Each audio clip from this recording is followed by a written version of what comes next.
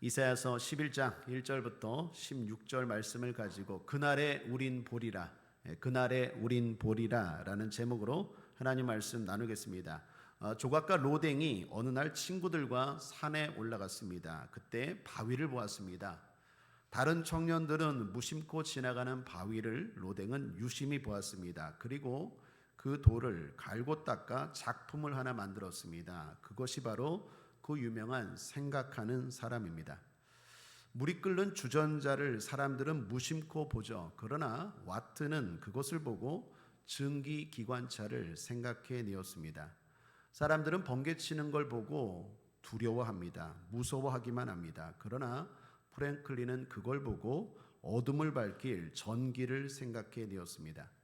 사람이 어떻게 보고 어떻게 해석하느냐가 인생에서 참 중요하다라는 말씀입니다. 여러분, 우리 민족은 한이 많은 민족입니까? 흥이 많은 민족입니까? 아멘. 여러분이 그러니까 잘 되는 거예요. 보통은 한이 많은 민족이라고 알려져 있습니다. 그러나 실제로는 흥이 많은 민족입니다. 실제로 옛날에 잔치집이 있으면 온 동네 사람들이 함께 모여서 흥겹게 한마당 놀았죠. 며칠씩 진행된 축제, 잔치도 많았다고 합니다. 신바람이라는 것도 우리 민족 정서에서 비롯된 것이죠. 이건 지금도 이어지고 있지 않습니까? 여러분, 세계 어느 나라를 가보십시오. 노래방이 히트친 나라가 있나? 우리나라만 잘 됩니다. 애들부터 동정 가지고 노래 부르기 좋아합니다. 흥이 얼마나 많은 민족인지 모릅니다.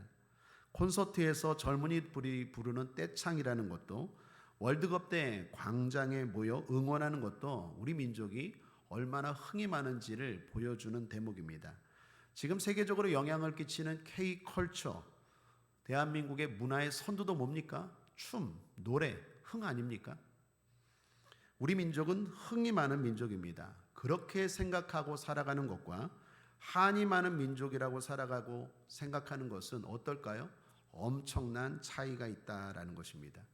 한 많은 민족이라고 생각하면 늘 우울한 거예요. 늘 슬프런 거예요. 늘 다운되는 거예요. 별거 아닌 것도 늘 상처받는 거예요. 줘도 안 받으면 되는데 왜 그딴 걸 받아요? 그러니까 자꾸 별거 아닌 것도 자꾸 상처로 받아요. 그런데 흥이 많다, 우리 민족은 흥이 많아, 나는 흥이 많은 사람이야 라고 생각하고 바라보면 모든 것들이 기쁘고 삶의 활력이 넘친다라는 것입니다. 그래서 삶을 바라보는 시각, 태도가 중요합니다. 이걸 심리학에서는 프레임이라고 합니다. 사랑하는 여러분, 프레임 잘 짜시길 바랍니다. 어떤 프레임을 갖느냐가 뭘 보느냐보다 중요해요. 똑같은 걸 봐도 프레임이 잘못되면 모든 걸 그런 식으로 봐요. 반대로 프레임이 건강하면 모든 걸 그렇게 해석한다라는 것입니다. 여러분, 우리나라 지도를 동물의 모습으로 그린 것을 보았습니다. 우리나라 한반도는 토끼의 모습입니까? 호랑이 모습입니까? 호랑이죠. 토끼는 뭡니까? 그 일제강점기 때 일본 사람들이 심어준 의식이에요. 너희들은 토끼야. 그러니까 토끼가 이렇게 하고 이렇게 있는 거라고.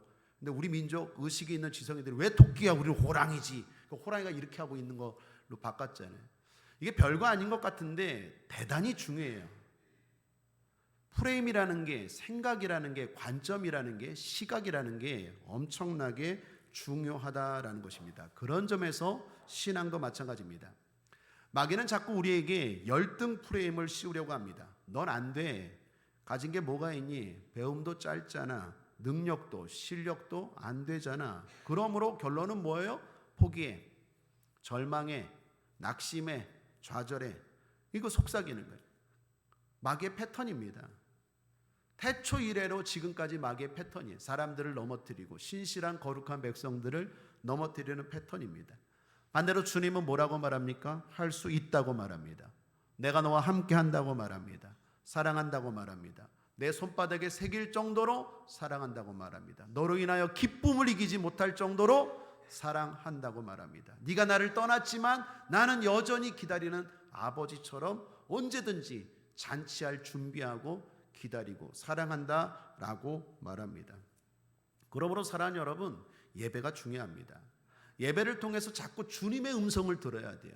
그래야 내 프레임이 바뀌어요. 그런데 세상의 소리를 자꾸 들으면 내 프레임에 문제가 생긴다라는 것입니다. 믿음의 프레임, 긍정 프레임, 희망의 프레임으로 살게 되길 바랍니다. 가나안 땅 앞에서 이스라엘은 12명의 정탐꾼을 보냈습니다. 사실 하나님이 정탐꾼을 보내라고 한 적이 없습니다. 그냥 들어가면 됩니다. 그러므로 사실 정탐꾼 사건 자체는 불경건한 사건입니다. 정탐이 아니라 탐지하라고 했어요. 탐지는요, 계약을 했습니다. 그러면 내가 이미 내 거죠. 그러니까 내 거예요. 하나님은 탐지하라고 했는데 이스라엘 백성들이 믿음이 없어서 정탐을 한 거예요. 사랑하는 여러분, 믿음을 가진 사람은 탐지합니다. 당장 지금 내 건 아니지만 이미 계약된 거예요. 하나님이 말씀하신 거예요. 하나님이 약속하신 거예요. 여러분이 어느 집을 계약하잖아요. 그럼 내가 이사하기 전에도 그 집은 누구 겁니까? 여러분 겁니다. 그러므로 당당하게 문 열고 들어가면 돼요. 하나님은 가나안을 그렇게 들어가라고 하신 거예요. 그런데 이스라엘 백성들이 막상 오니까 두려운 거예요. 그래서 일단 한번 정탐해 보자라고 한 것입니다. 12명의 정탐꾼을 보내죠. 똑같은 상황입니다. 동일한 조건입니다. 10명은 부정적인 프레임을 갖고 있어요. 그러니까 하나님이 그 좋은 걸 주셨는데도 삐딱하게 바라보는 거예요. 안 좋은 걸 바라보는 거예요. 결론은 뭡니까? 안 돼. 저들에 비하면 우리는 밥이다. 안 된다. 메뚜기다. 안 된다라고 말해요. 여호수아와 갈렙은 프레임이 건강해요. 여호수아와 갈렙은 늘 기도로 깨어 있어요. 특별히 여호수아는 회막을 떠나지 않을 정도로 늘 성전을 사모하고 예배를 사모하는 사람이에요. 그러한 사람들은 프레임이 탄탄해요. 건강해요. 그러니까 들어가 보니까 이거 좋거든요. 문제가 있는 것 하나님이 해결하실 거거든요. 크게 볼 줄 아는 거예요. 그리고 된다. 가자라고 말합니다. 결론입니다. 누가 그 땅을 얻습니까? 여호수아와 갈렙만 들어가요. 사랑하는 여러분, 약속과 소유는 달라요. 약속과 유업은 달라요. 하나님은 모든 사람들에게 약속하십니다. 공평하신 하나님이에요. 중요한 건 그걸 내가 소유하는 것, 그걸 내가 유업으로 갖는 것은 각자에 달려있다라는 거예요. 믿음의 프레임, 긍정 프레임을 가지고 하나님이 약속한 것들, 특별히 학자들은 말합니다. 성경에 7,000가지 약속이 있대요. 얼마큼? 7,000가지. 얼마나 많습니까? 엄청난 약속의 말씀이 성경이에요. 7,000가지 약속의 말씀을 다 여러분의 것들 만드시기를 주님의 이름으로 축원합니다. 구경꾼 되지 않게 되길 바랍니다. 문 앞에서 배회하는 자 되지 마시고 하나님이 약속한 땅을 향하여 전진하고 들어가고 침노하여서 빼앗는 하나님의 거룩한 백성들 되기를 주님의 이름으로 축복합니다. 우리의 미래도 그렇습니다. 우리의 미래는 밝습니까? 어둡습니까? 밝습니다. 여러분의 앞날 밝습니까? 어둡습니까? 밝습니다. 어둡게 바라보는 걸 걱정 내지는 염려라고 말합니다. 그건 타락한 상상력이라 할 수 있죠. 반대로 밝게 미래를 보는 걸 소망이라고 할 수 있습니다. 그건 건강한 상상력입니다. 우리는 성도는 미래에 대해서 항상 건강하게 밝게 바라봐야 됩니다. 왜 그렇습니까? 일단 주님이 말씀하셨습니다. 에레미야 29장 11절에 나 여호와가 말하노라 너희를 향한 나의 생각은 내가 아나니 재앙이 아니라 곧 평안이요 너희 장래에 소망을 주려 하는 생각이라. 하나님의 생각 아십니까? 우리를 향한 하나님의 생각 아십니까? 여러분을 향한 하나님의 생각 아십니까? 소망입니다. 평안입니다. 형통입니다. 밝습니다. 하나님 때문입니다. 하나님이 나를 향한 계획이 밝아요. 좋은 계획 갖고 있다니까요. 각자 모두에게 난 너의 앞길을 망하게 할 거야. 절대로 그렇지 않아요. 하나님은 항상 모든 우리 성도들 앞길에 좋은 계획들을 갖고 있어요. 뿐만 아니라 갖고 있을 뿐만 아니라 동행하십니다. 함께 하십니다. 나만 보면 예측 불가능한 미래에 대해서 두렵습니다. 걱정합니다. 염려할 수밖에 없어요. 어두운 생각 가질 수밖에 없습니다. 그러나 성도는 하나님이 함께 하십니다. 하나님의 계획이 있습니다. 하나님의 생각이 있습니다. 그러므로 여러분의 미래에 대해서 타락한 상상력 갖지 마시고 건강한 상상력 가지시기를 주님의 이름으로 축복합니다. 그게 프레임입니다. 말씀을 통하여, 기도를 통하여, 성령을 통하여 탄탄하게 그것이 갖춰지기를 바랍니다. 오늘 본문은 미래에 대한 일을 예언하는 말씀입니다. 당시 이사야서 11장의 상황은 이스라엘이 아주 안 좋은 상황이었습니다.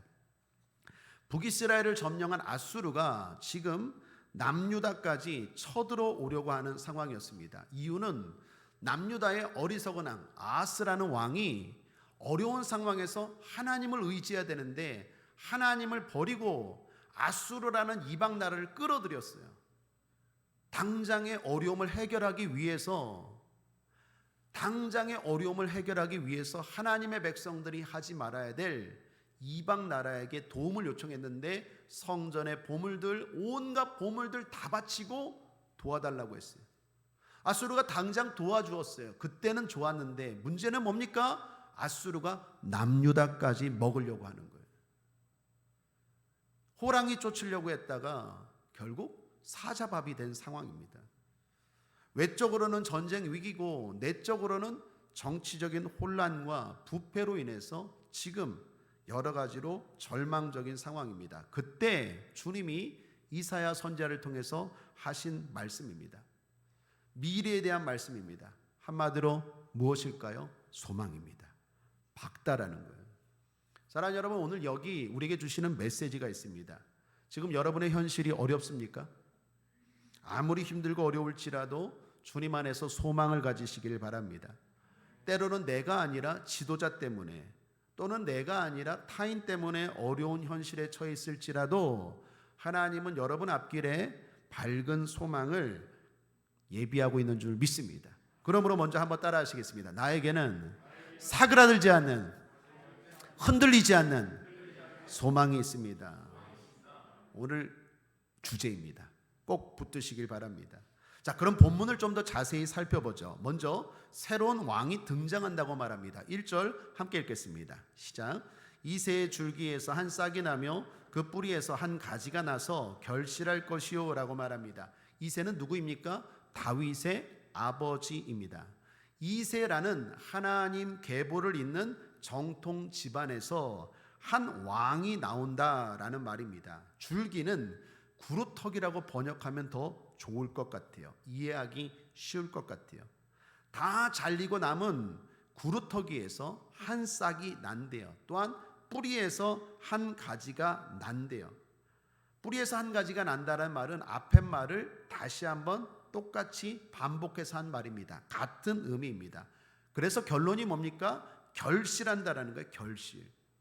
다 타고 남은 구루터기예요. 안 될 것 같은 뿌리예요. 그런데 거기서 결실한대요. 결실. 우리는 이 예언의 의미를 알고 있습니다. 여기 결실의 대상이 누구입니까? 바로 예수님입니다. 이사야서 이 11장은 지금 예수님에 대한 예언이에요. 이스라엘의 미래이기도 하지만 이 사건을 통하여 예수님을 지금 예언하고 있다라는 것입니다. 다윗 후손으로 오신 예수님에 대한 예언입니다. 자, 그 예수님이 세상을 다스릴 거래요. 특징은 뭡니까? 성령입니다. 성령의 강림, 성령의 인도하심으로 다스립니다. 2절입니다. 계속 함께 읽죠. 시작. 여호와의 신 곧 지혜와 총명의 신이요 모략과 재능의 신이요 지식과 여호와를 경외하는 신이 그 위에 강림하시리니. 예수님은 자기 마음대로 다스리지 않아요. 성령 충만하여서 성령의 인도함에 따라 성령과 함께 하심으로 다스리십니다. 하나님의 뜻대로 다스리십니다. 3절도 함께 읽겠습니다. 그가 여호와를 경외함으로 즐거움을 삼을 것이며 그 눈에 보이는 대로 심판치 아니하며 귀에 들리는 대로 판단치 아니하며. 자기 마음대로 다스리는 왕이 아니에요. 하나님의 뜻대로 철저하게 그 영의 다스리심을 받으면서 다스리는 왕입니다. 예수님의 다스림은 어떻습니까? 공평하십니다. 4절입니다. 계속 읽죠. 공의로 빈핍한 자를 심판하며 정직으로 세상의 겸손한 자를 판단할 것이며. 여기까지요. 또 하나 그 다스림의 특징은 뭡니까? 계속 읽죠. 말씀입니다. 4절 하반절에 그 입에 막대기로 세상을 치며 입술의 기운으로 악인을 죽일 것이며. 하나님의 다스림, 예수님의 다스림은 공평합니다. 그런데 특징이 또 뭡니까? 말씀으로 다스리세요. 말씀은 능력입니다. 예수님의 말씀은 능력이에요. 말씀을 붙드시길 바랍니다. 말씀을 먹으시길 바랍니다. 예수님 말씀으로 다스립니다. 입이 강조된 말씀이에요. 그분의 다스림의 마지막 특징은 뭡니까? 성실하세요. 5절입니다. 공의로 그 허리떨이를 삼으며 성실로 몸의 띠를 삼으리라. 성실하십니다. 게으르지 않아요. 와락가락하지 않아요. 변함없이 성실하게 다스리십니다. 그렇게 예수님이 다스리는 나라의 결과는 어떨까요? 6절부터 나옵니다. 한마디로 우리 교회 이름입니다. 하모니입니다. 하모니. 6절 함께 읽죠. 그때에 이리가 어린 양과 함께 거하며 표범이 어린 염소와 함께 누우며 송아지와 어린 사자와 살찐 짐승이 함께 있어 어린아이에게 끌리며 함께 거하고 함께 눕고 함께 있습니다. 누가? 이리와 어린 양, 표범과 어린 염소, 송아지와 어린 사자, 그 뒤에 보면 암소와 곰, 사자와 소, 아이와 독사. 무슨 말입니까? 전혀 어울리지 않는 대상들이 함께 한다라는 거예요. 하나가 된다는 것입니다. 하모니 세상이 펼쳐져요. 주님이 다스리는 나라는 모든 벽이 무너져요. 모든 살기와 저기가 떠나가고 하모니를 이루는 세상이 온다라는 것입니다. 뿐만 아니라 하나님을 아는 지식이 세상에 충만하게 됩니다. 9절입니다. 나의 거룩한 산 모든 곳에서 해됨도 없고 상함도 없을 것이니 이는 물이 바다를 덮음같이 여호와를 아는 지식이 세상에 충만할 것이니라. 모든 사람들이 예수님의 다스림을 알게 될 거예요. 이건 사람들이 만들어낸 하모니, 평화가 아니에요. 주님만이 주시는 샬롬의 평화예요. 전혀 불가능한 일들이 일어나요. 전혀 어울릴 것 같지 않은 대상들이 서로 어울리고 하나가 되고 평화를 이루어가는 세상. 이건 누가 봐도 예수님이 다스린다라는 것을 충만하게, 온 땅 가운데 충만하게 알게 되는 날이 올 거예요. 그것이 예수님이 다스리는 나라의 특징이에요. 그때입니다. 잘 보셔야 돼요. 여기서부터 잘 보셔야 돼요. 바로 그때 어떤 일이 일어납니까? 사람들이 돌아와요. 10절을 보십시오. 함께 읽겠습니다. 시작. 그날에 이새의 뿌리에서 한 싹이 나서 만민의 기호로 설 것이요 열방이 그에게로 돌아오리니 그 거한 곳이 영화로우리라. 이새의 뿌리에서 한 싹이 나서, 예수님이죠. 만민의 기호, 기호는 깃발입니다. 깃발. 여러분, 깃발이 저기 보여요. 그죠? 그 깃발을 보고 모든 사람들이 그에게로 돌아올 거래요. 그분이 거한 곳은 영화로운 곳이래요. 자, 그런데 그 돌아오는 사람들이 중요한데 그들이 누구입니까? 어떤 사람들입니까? 11절에 나옵니다. 함께 읽죠. 시작. 그날에 주께서 다시 손을 펴사 그 남은 백성을 아수르와 애굽과 바드로스와 구스와 엘람과 시날과 하맛과 바다 섬들에서 돌아오게 하실 것이라. 남은 백성이라는 걸 주목하셔야 돼요. 예수님이 다스리는 세상이 올 거예요.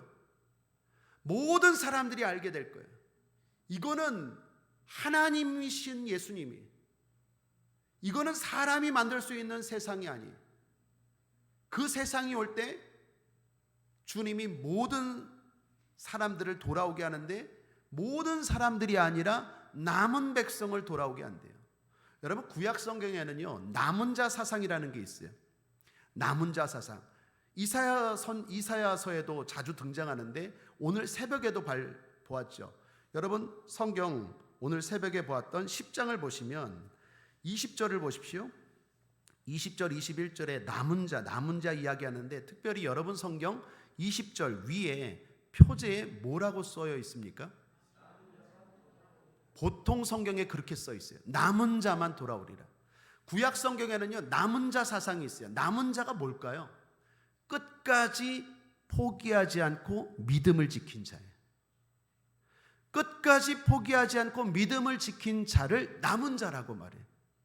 세상 사람들이 다 아수르에 굴복할 때, 세상 사람들이 다 우상에 굴복할 때 끝까지 굴복하지 않고 신실하게 주님을 믿고 버틴 자, 남은 자, 바로 그 사람들이 남은 자예요.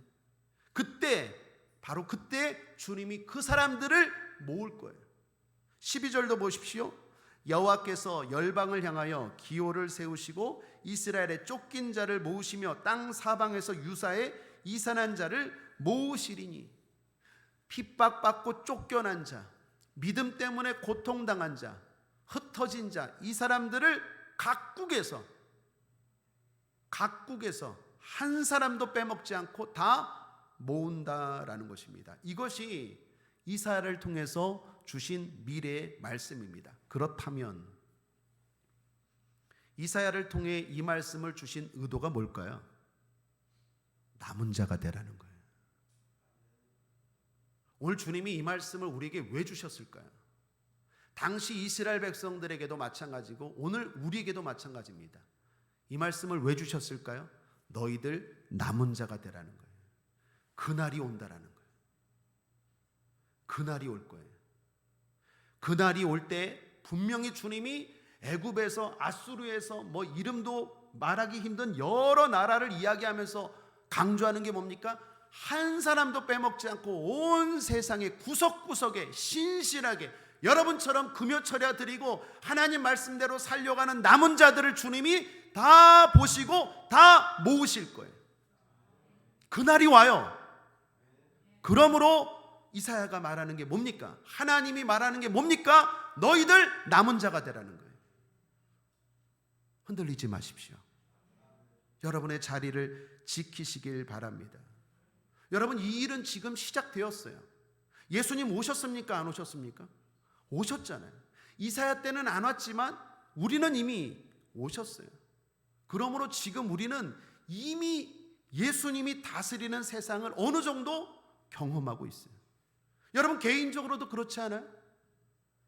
사람이 줄 수 없는 일들, 사람이 줄 수 없는 기쁨, 사람이 줄 수 없는 행복, 사람이 줄 수 없는 평안, 사람이 줄 수 없는 기적과 같은 일들을 완벽하지는 않지만 어느 정도 경험했잖아요. 여러분 삶을 주님이 이미 다스리고 계신 줄 믿습니다. 우리 교회를 주님이 이미 다스리고 계신 줄 믿습니다. 물론 완벽한 승리는 아직 오지 않았어요. 그래서 신학적으로 이것이 이미와 아직이라는 중요한 용어입니다. 스위스의 신학자 가운데 오스카 쿨만이라는 분이 계십니다. 그분의 책 그리스도와 시간이라는 책에 보면 성도가 살고 있는 현재의 위치에 대해서 말하는데 2차 세계전쟁 때 전쟁의 승패를 갈랐던 노르망디 작전을 예로 들어서 설명합니다. 노르망디 작전을 세울 때 연합군이, 여러분 디데이라는 말 알죠? 디데이, 그날을 말하는 디데이로 명령했죠. 그리고 실제로 승리한 날은 뭐라고 합니까? V데이라고 말해요. V데이. 이 오스카 쿨만이라는 사람이 그 2차 세계대전 때 그 노르망디 작전을 비유로 빗대어서 이렇게 말한 거예요. 지금 이미 주님의 승리를 우리는, 주님의 다스림을 우리는 경험했어요. 이게 디데이예요. 그러나 완전한 승리는 아직 아니에요. 완전한 승리는 예수님이 오실 날이에요. 그때가 V데이예요. V데이. 이미 주님의 은혜를 어느 정도 경험하고 주님의 다스림을 경험하는 사람들, 그러나 완벽한 승리 V데이가 아직 오지 않은 사람들, 그 위치가 바로 저와 여러분의 위치예요. 어떻게 해야 될까요? 주님의 다스림을 어느 정도 경험한 저와 여러분, 끝까지 흔들리지 말고 완전한 V데이, 완전한 승리, 그날이 올 때까지 소망을 가지고 견디셔야 돼요. 남은 자가 되라는 거예요. 그 자리를 지키라라는 것입니다. 사랑하는 여러분, 권면합니다. 사랑하는 여러분, 축복합니다. 여러분의 이 자리를 지키십시오. 남은 자가 되십시오. 금요철야 기도 드리러 나오신 여러분들, 여러분의 그 기도의 자리 복된 자리입니다.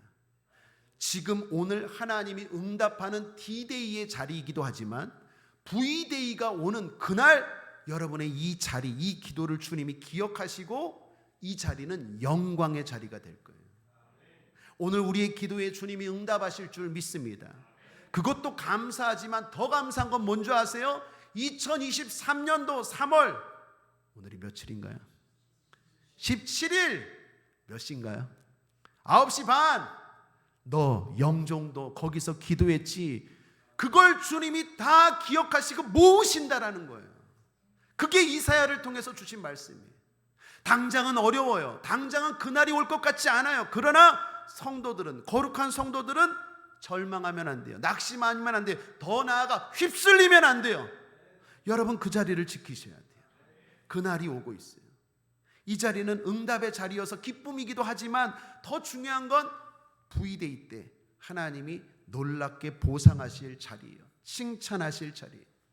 여러분의 기도의 자리, 여러분의 찬송의 자리, 여러분의 봉사의 자리, 여러분의 사명의 자리, 여러분의 전도의 자리 놓치지 않게 되길 바랍니다. 떠나지 않게 되길 바랍니다. 끝까지 남은 자 되시기를 주님의 이름으로 축복합니다. 내 선택이 옳았다라고 할 때가 올 거예요. 1867년 어느 날입니다. 러시아의 바라노프라는 알래스카 지사와 미국의 국무장관 슈어드라는 사람이 협상 테이블에 앉았습니다. 이유는 러시아가 자국의 영토인 알래스카 땅을 미국에 팔기 위해서였습니다. 거대한 알래스카 대륙을 90억도 안 되는 헐값에 팔기로 계약서에 서명하려고 모인 겁니다. 오늘날로 치면 90억이면 빌딩 하나 값도 안 되는 돈입니다. 러시아가 왜 이런 제안을 했을까요? 프랑스와의 전쟁 때문에 재정 상태가 아주 심각했기 때문입니다. 더욱이 알래스카는 온통 눈밖에 없어요. 얼음밖에 없어요. 저거 쓸모없는 땅이에요. 그래서 90억 달러에 팔려고 미국과 협상을 하려고 했어요.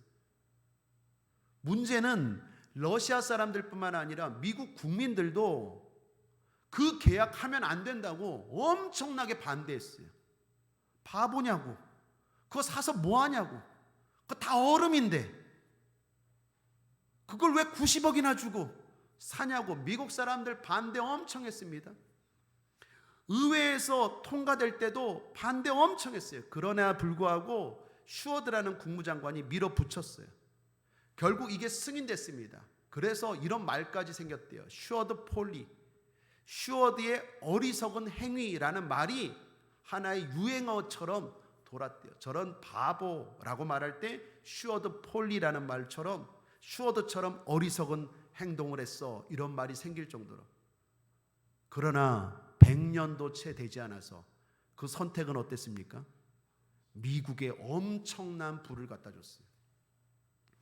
거기서 금, 석유, 천연가스, 산림자원, 수산자원, 금광, 유전까지 알래스카 지역에서 엄청나게 발견돼서 미국을 부유한 나라로 만들었어요. 더 중요한 건요, 지정학적으로 이게 중요한 곳이 되었어요. 만약에 그게 러시아, 소련의 땅이었다면 미국 코앞에 거기에 군사기지를 두는 거예요.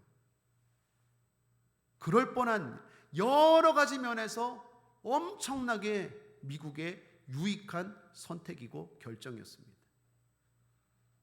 겉으로 보일 땐 얼음덩이였지만, 당시 사람들이 어리석다 말했지만 슈어드의 선택은 옳았어요.